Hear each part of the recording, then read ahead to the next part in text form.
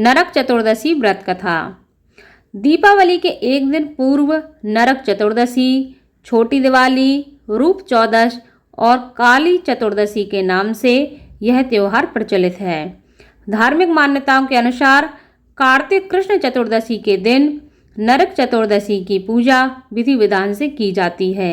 ऐसा करने से व्यक्तियों को पापों से मुक्ति मिलती है और इसी दिन भगवान यम के लिए दीपदान किया जाता है, जिससे यमदेव की कृपा सब पर बनी रहती है।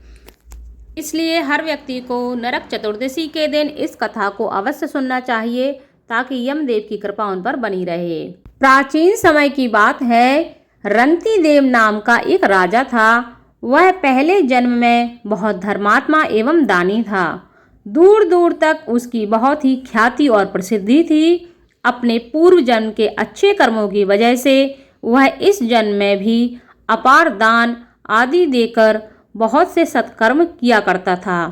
दान धर्म करके सबका भला करता था। जरूरतमंदों को कभी भी निराश नहीं होने देता था। कुछ समय पश्चात राजा बूढ़ा हो गया। उनके अंत समय में यमराज के दूत लेने आए। राजा को देखकर डराकर घूरते हुए कहा, राजन, तुम्हारा समय समाप्त हो गया है। अब तुम नरक में चलो, तुम्हें वहीं चलना पड़ेगा। राजा ने सोचा भी नहीं था कि उसे नरक जाना पड़ेगा। राजा ने घबराकर यमदूतों से नरक ले जाने का कारण पूछा और कहा कि मैंने आजीवन दान धर्म किए हैं, तो मुझे नरक क्यों जाना पड़ रहा है। यमदूतों ने कहा, राजा, आपने जो दान धर्म किए हैं वह तो दुनिया जानती है, किंतु आपके पाप कर्म केवल भगवान और धर्मराज ही जानते हैं। राजा बोला, मेरी आपसे विनती है कि आप मेरे पाप कर्म मुझे भी बताने की कृपा करें। तब यमदूत बोले कि एक बार तुम्हारे द्वार से भूखा ब्राह्मण बिना कुछ खाए वापस लौट गया था।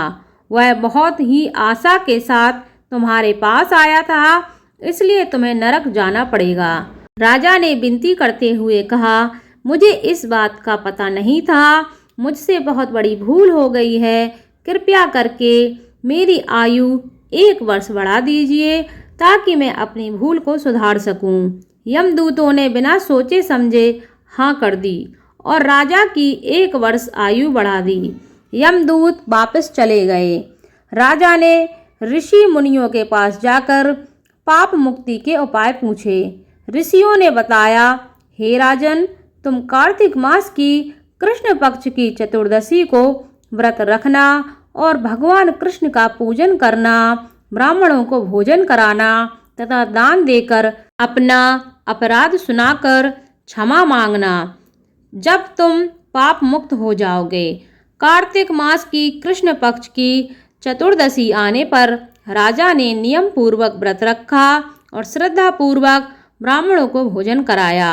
अंत में राजा को विष्णु लोक की प्राप्ति हुई। अगर आपको नरक चतुर्दशी और रूप चौदश की यह कथा अच्छी लगी हो तो प्लीज़ वीडियो को लाइक, चैनल को सब्सक्राइब और वीडियो को ज़्यादा से ज़्यादा शेयर करें ताकि आपके साथ साथ आपके अपने भी इसका लाभ उठा सकें। बेल आइकन को अवश्य दबाएं ताकि आने वाले वीडियो का नोटिफिकेशन आप सभी को मिल सके। धन्यवाद।